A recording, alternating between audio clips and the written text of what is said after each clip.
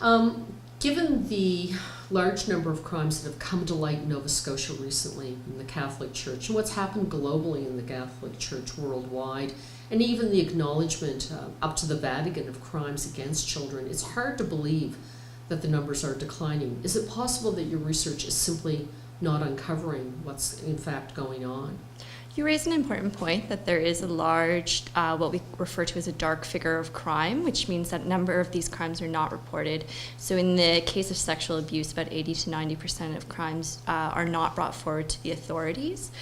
However, we can look at data in a number of different ways. So we can look at police data, so what is actually reported, and that does show a decline, but we can also look at victimization data where we survey people anonymously.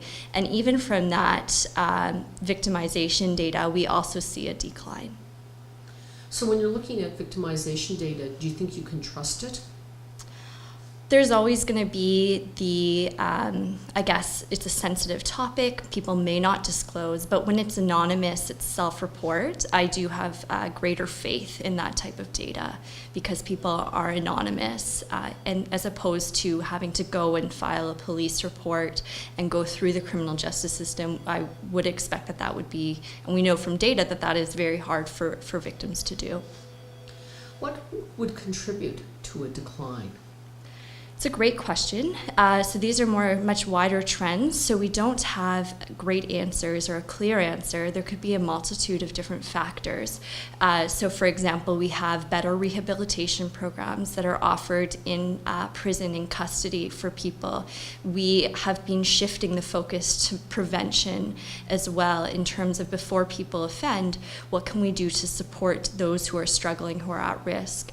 There are better social programs for people. So it's just, there are a number of different reasons, and we just don't have a clear sense of why. So what, you've talked about some remediation programs and research in Germany. Could you elaborate a little bit more on how that's working? Yeah, so it's a very interesting program. So it's a secondary prevention program, which means that we're targeting people who are at risk of perpetrating sexual abuse, and specifically targeting people who have a sexual interest in children. And that, as we know, is one of the biggest risk factors for reoffending, and is very important in understanding often why these offenses occur. And so what it's done is it's used media, so media ads, to encourage people with this type of interest to come forward for treatment.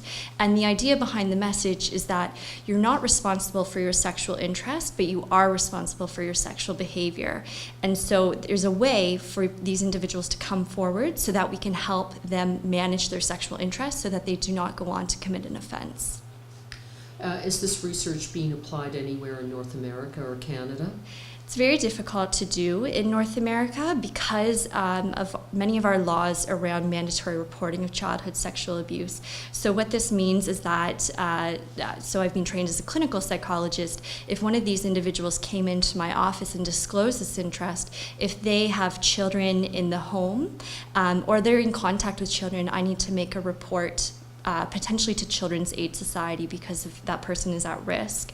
So the laws are very different here, and I'm not saying that mandatory reporting laws are bad, but they do make it more difficult to do this type of work. However, I believe in Massachusetts, they're starting a program called Help Wanted for adolescents with this type of sexual interest so that they can come forward to seek treatment.